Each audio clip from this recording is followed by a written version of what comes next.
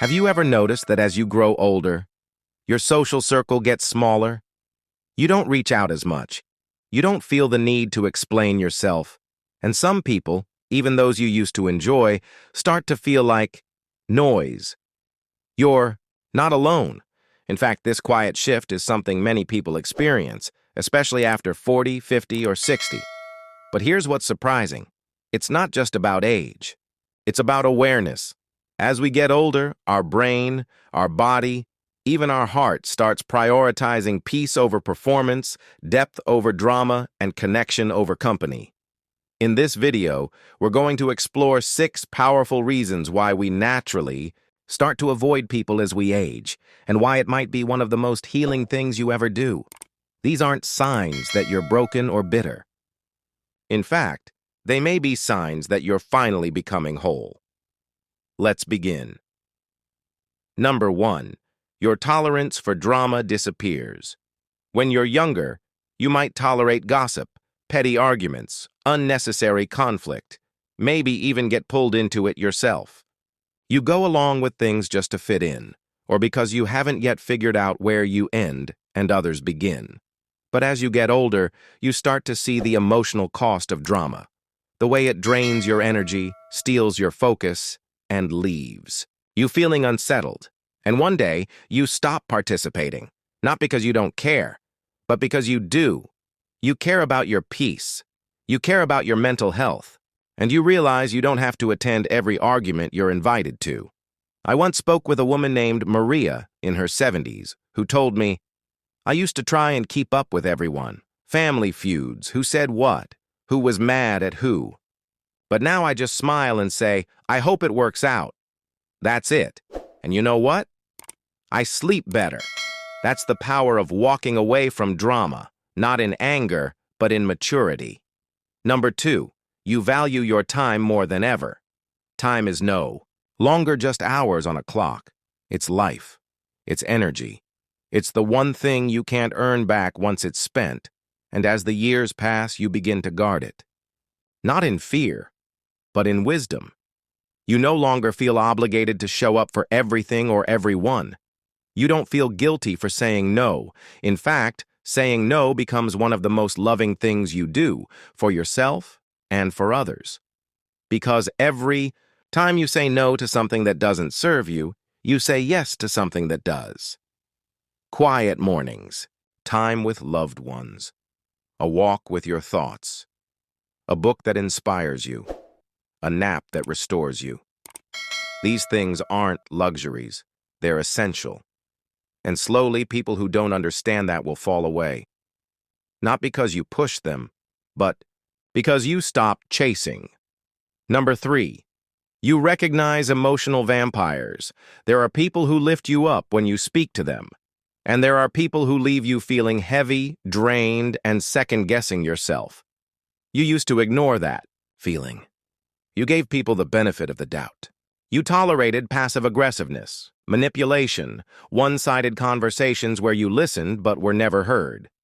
But as you grow older, you begin to listen to your body, your gut. That tension in your shoulders after a certain phone call, that sigh of relief when a plan gets canceled, that's wisdom.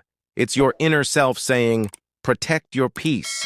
Choose people who pour back into you, who see you, who allow you to breathe deeply, not walk on eggshells. Because you realize peace isn't just the absence of noise. It's the presence of people who bring light, not shadows.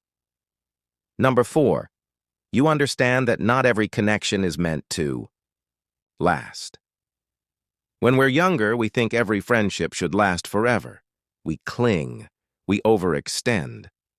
We confuse loyalty with self-sacrifice, but aging teaches you something sacred. Some people are only meant to walk with you for a season, and that's okay. Some friends were meant to teach you, not stay with you.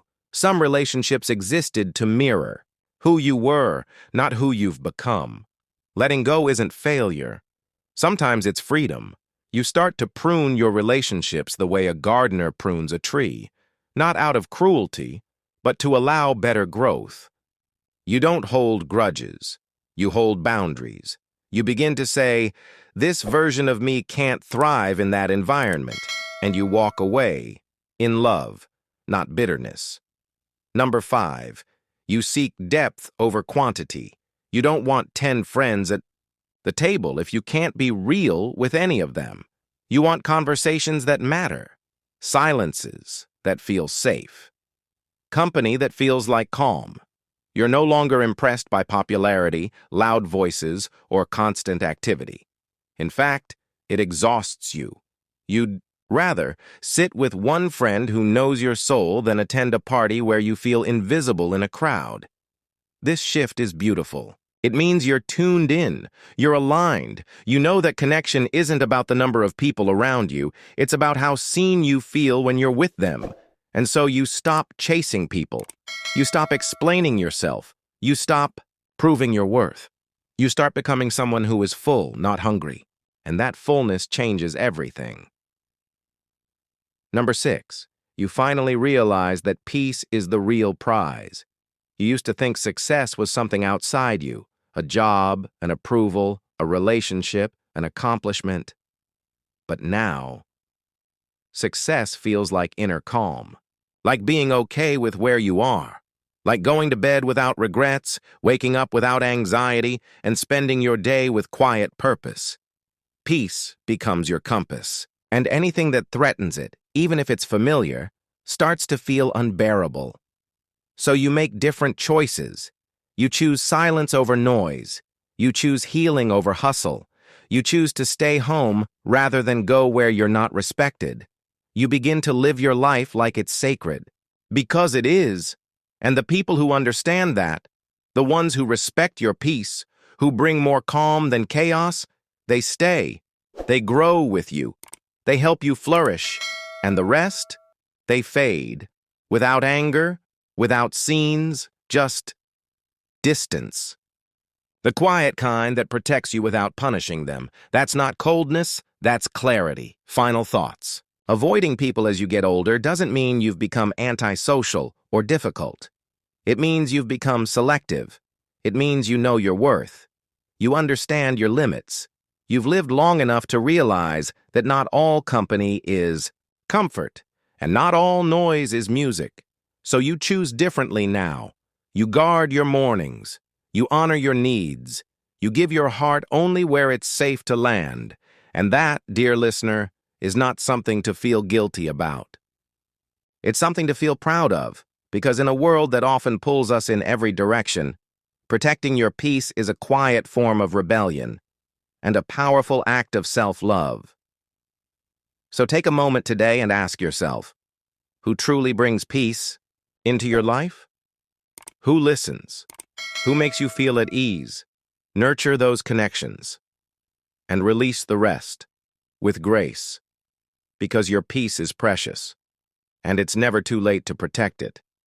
If this video spoke to your experience, we'd love to hear your thoughts. Leave a comment and let us know. Which of these 6 reasons felt most true for you? And what's one change you've made or want to make to protect your peace? Your insights might help someone else feel less alone. Thank you for being here.